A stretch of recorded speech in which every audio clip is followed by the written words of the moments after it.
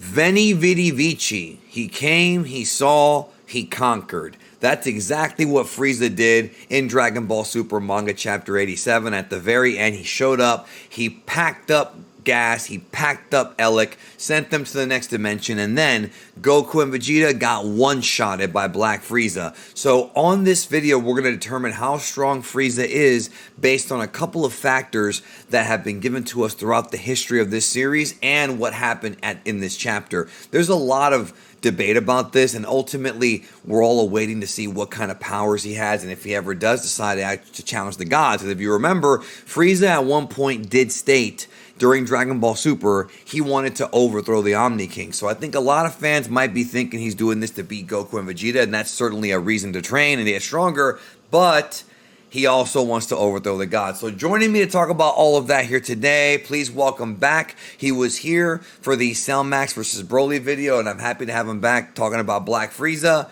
Pride and Waif, brother, what's going on? What's going on, everyone? Thanks for bringing me back, and let's get into this video. Let's get into it. So there's 2 points I want to bring up to you and get your thoughts on, all right? So the first point is to calculate how strong Frieza is, one of the things we could use is the Resurrection F rate of growth. In Resurrection F, Frieza said he never trained before, and what happened was he was brought back to life in his first form. And he felt like he was weaker. He was rusty. He even says it in the film. So he starts to train, and he trains for about 4 months. This was all written by Toriyama, by the way. And then in those 4 months, Frieza is able to not only unlock a new evolution of his final form, which is Golden Frieza, but he's also able to literally leapfrog every previous Dragon Ball villain. Yeah. Cell, Majin Buu, like guys that came after him, the androids, Dabura, all of them. Frieza leapfrogged them all, which led to Goku and Vegeta using Super Saiyan Blue. But even they acknowledged, in the film that Frieza's really strong, but he jumped into battle too fast. So if we look at the rate of growth with Frieza, I want to focus on this point first, man. In 4 months, he was able to leapfrog everybody, and had he taken a little bit more time, he may have mastered Golden Frieza and maybe beaten Goku and Vegeta. So this dude was in the freaking room of spirit and time, a portal, in the time chamber, and he trained in there for 10 years, aka 10 days, if it's the same rate as the one that we've seen in the past. So Frieza did something nobody else has ever done. No one's ever been in that room as long as Frieza, 10 years. So if we calculate a 4-month gap on Frieza's rate growth for 10 years, dude, what the hell? What do you think? He got a fusion level increase. Yeah. That's basically what happened. Because, like you said, going back from when he first did it, and he leapfrogged the bounds and leaps and got an infinite level of increase, as the movie said, and even in Dragon Ball Super, the anime has said. It's actually really insane because he was releasing his potential the first time. So this time, what makes this even different, but makes this impressive, to me at least, is he should know his potential of power now. He should kind of have a grasp of how to train now. All right. So, and he also probably calculated how strong he needs to be in order to defeat Goku and Vegeta. And what makes this even more interesting is the fact that he encountered Gogeta Blue. Yeah. That makes it even more interesting. So, and he even said, that's no fair. You're cheating. You have the techniques, which he should have already kind of knew also, because he seen Gotenks and Gotenks defuse right in front of him. And then he was like, it seems like them two had the Yardrat technique, or not the Yardrat technique, the Metamoran technique. Yeah. And then don't forget, he saw the other fusion in Tournament of Power with Kefla. He was there. Yeah, as well. So it's kind of weird to me when he did see Gogeta and they fused, and then, he saw that. He was like, what? They was like, you don't know about technique. He should know about technique. I mean, he's seen it. Right. But regardless, he took that into a factor, and he seen Broly. He called Broly the greatest being in the universe, and he just seen him get pummeled by Gogeta Blue. So he has to know that in order for him to combat and compete against these beings, he has to have a level of growth that they wouldn't even be able to, do anything in order for him to one-shot. So 10 years, and he comes back and he one-shots a TUI Goku, a UE Vegeta that just evolved like numerous of times within the arc itself and within the battles that we just seen previously. All right, he even made the strongest in the universe scared at one point. and he come in and he just one shot them. Where they were also fully 100% healed by That Monaito. was that's my second Monaito. That's my second point, bro, right there. The fact that that's what we have to put into perspective. What you just said, Ultra Ego Vegeta and True Ultra Instinct Goku. This is post Tournament of Power, post Broly, post Moro, and at the end of Granola, which means they've been in many battles and they've actually been able to achieve higher levels. Frieza's never even seen Yui before, and Yeah. so right, and not just that, like you said, they were healed to maximum power. So there's no excuses here. You can't say, well, they were tired from fighting Gas and Granola. No, this dude straight up elbowed both of them and knocked them clean out. And how often do you see that in this series, yo?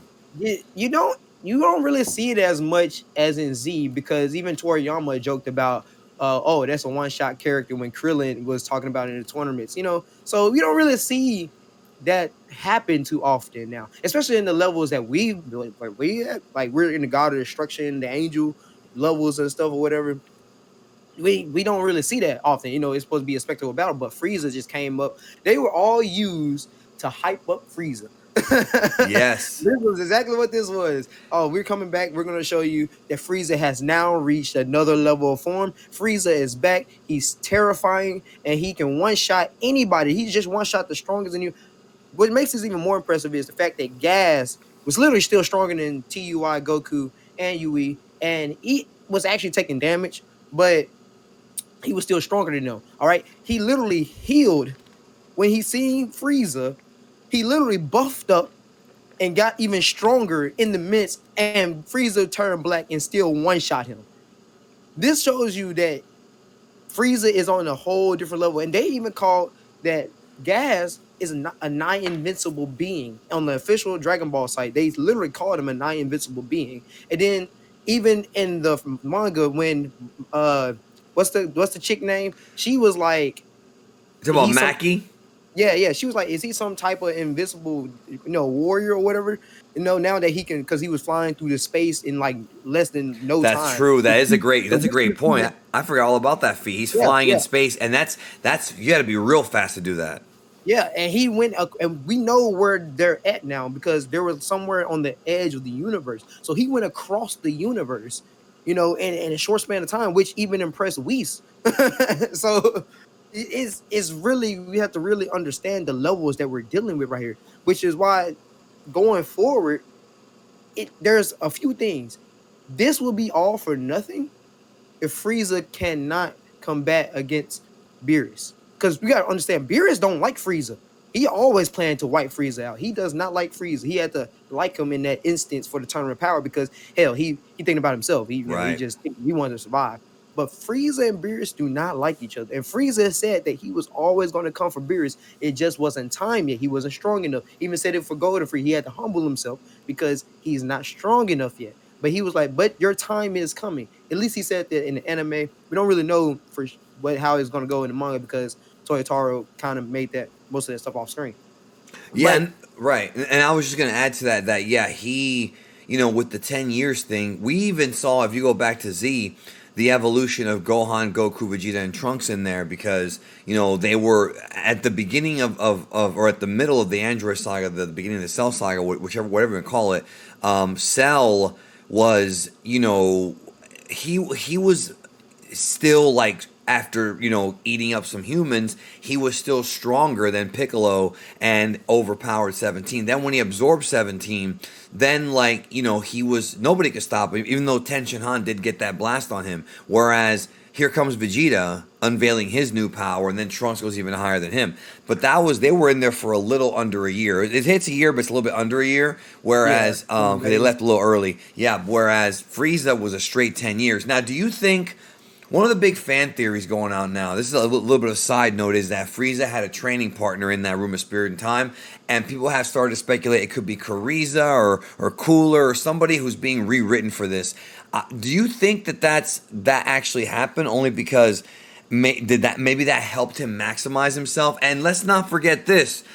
In Dragon Ball Super, the Tournament of Power, Frieza went from not being able to take on Super Saiyan Blue Goku to post Trunks arc to actually having a sparring match where they both clocked each other, and we found out that Golden Frieza got even stronger as true Golden Frieza through mental training. So he definitely knows how to get stronger. So he got a boost even in the TOP. I think in the time chamber or whatever, the time dimension, I think he probably did a combination of physical and mental training. And I think Yeah, this time, unlike with Golden Frieza, I think this time he probably tested out the form for a little while before actually showing up. What do you think yeah, about all that? yeah. See, how I was thinking was if he did it by himself, this does make it even more impressive because he trained by himself. And also, how I was kind of looking at it is, but he had a training partner. He had what was his name? Sorry, with a T. You're talking about Tagoma Kagoma. that was Yeah, in the yeah. anime though, not in the movie. Well, oh yeah, okay, And okay. I'm only saying that because the Yeah, movie was actually written by Toriyama. The anime had Toei add extra stuff like that right there you're talking about. So, I mean, we can count it if you want. It's totally up to you. And that's why I brought it up that he might need another training partner. I mean, you might not 100% need one because Vegeta and Piccolo went in there alone, but people have been speculating that, you know? yeah, yeah. Well, for Toyotaro, we ain't gonna know because we ain't really get no Resurrection Elf showing, so ain't no telling. But Right. That's I true. think it would be more impressive. I think it would be much better if he trained alone. If he trained alone, and because he realized his potential, he knows the growth, he knows what he needed to do. Because also in Broly, I also do think that Frieza was a little stronger than Blue Goku and Blue Vegeta because he actually was able to push Super Saiyan Broly back initially. Initially, he pushed him back initially, but Broly ended up powering up, got stronger, beat his ass for an hour. So, Right. And he also so withstood that pummeling for an hour. And that says something, yeah, you know? yeah. So he was able to endure all of that before Broly realized, okay, he can't really fight back or nothing. And let me go over here and test out Whis because he seems strong. And that's exactly what happened. So Mm-hmm. the calculation that needs to be done here is, all right, Frieza, if he trained by himself, okay, what was the method of training? What was the method Yeah. that made him realize he needs to reach this level in order for the Saiyans to eclipse the Saiyans and everybody else maybe that was previously like Broly, they all Saiyans, but Right. he Well, might have. well, it's interesting because when you say eclipse, like it wasn't just that he got as strong as them; he one-shotted them, and that's what I think Yeah, is a bigger. You know what I mean? And, yeah, and actually, that brings me to my next question for you: is about Beerus. So Beerus is the ever-moving goalpost. There were multiple times during the run of the Dragon Ball Super anime that we got materials from Japan and statements that Beerus is about to get surpassed by UI and by Jiren. That was discussed a lot. There's been debates about this. So it wasn't really Beerus; it was other GODs. Beerus, people have taken the way he's acted in the tournament a little bit different. There's different ways to interpret it, but now we have a totally different problem here because I feel like if Frieza legit trained for 10 years and was able to one shot true Ultra Instinct Goku and Ultra Ego Vegeta, I I would find it very hard to swallow that he's not at least as strong as Beerus now. I just don't. Some Beerus fans might not like that, bro, but it doesn't make any sense at this point if he's not.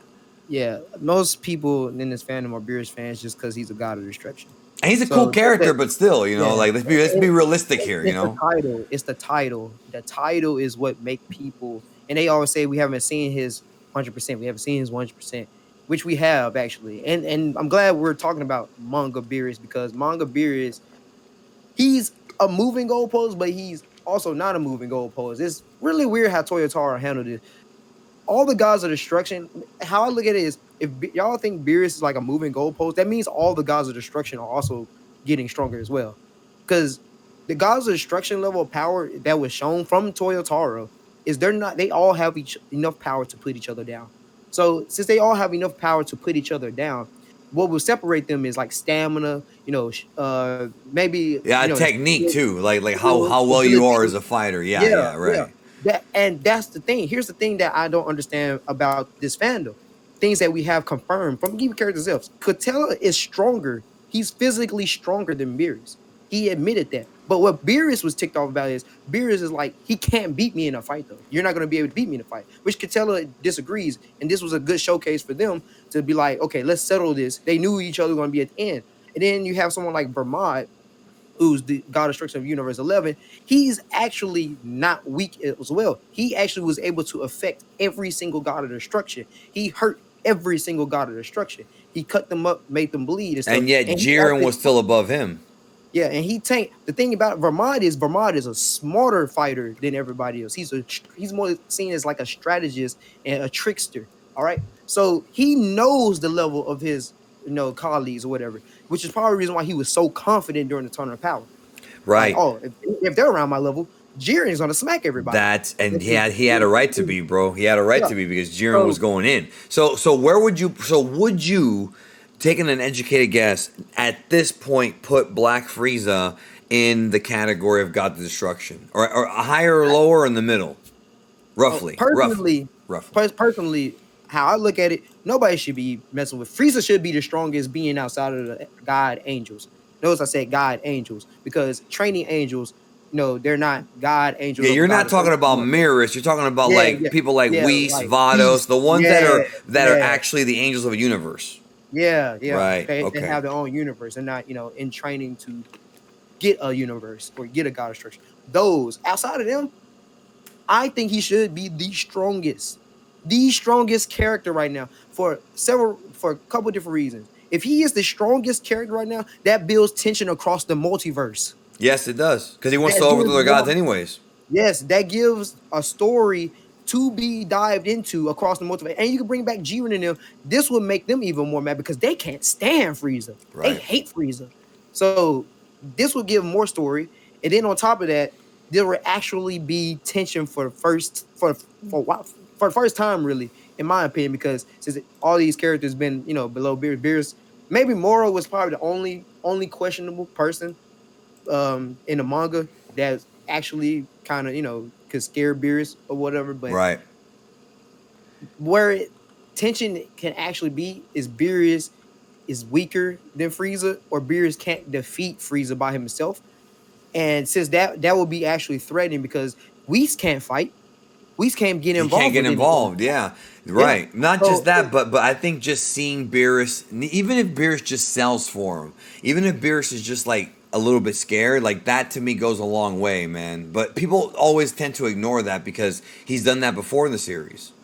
Well, yeah, because really all this will be, if he's not nowhere around there, which he should be because of things that were stated with Ultra Instinct Goku back in Moral arc, and going into this arc where there was like Vegeta has attained unprecedented God of Destruction power. So Vegeta should be God of Destruction level. He's more than likely can't beat them, but he's on their level because they've been using the God of Destruction power long, so they're probably more honed, able to use the ability better or whatever.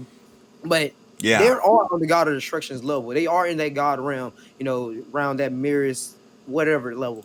But you don't think Frieza's at the level of like a Whis yet? Because that's the one. That's the one where I hesitate to put anybody there. Whis kind of knows. It's almost like Whis not even worried about Frieza. He's not worried about anything ever. He's never worried about anything. But would you be if you were him? I mean, no. Well, he was worried though. That's another thing. He actually was worried at the beginning of this arc when Granola wished to be the strongest person in the universe. He actually said this would cause some turmoil. He literally said this. I didn't see that as him being worried. I thought he was just making a statement. Well, he had the little sweat mark.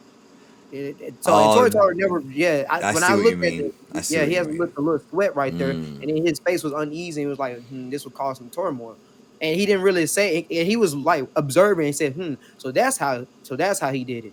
It was like this would cause some turmoil. Right, he didn't really do that for anybody else, but I guess it kind of makes sense in a way a little bit. I don't know. He didn't really do it for Black Frieza either. He's not in the very few pages that we saw him in.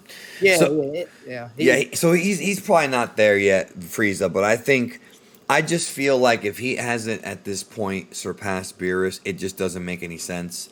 And let's not forget that not only did he one-shot Goku and Vegeta, healed up in their ultimate forms, but he also did it at the same time, which means that he put power into 2 limbs instead of 1, and that's even more. Yeah, dude, this guy should be relatively unstoppable.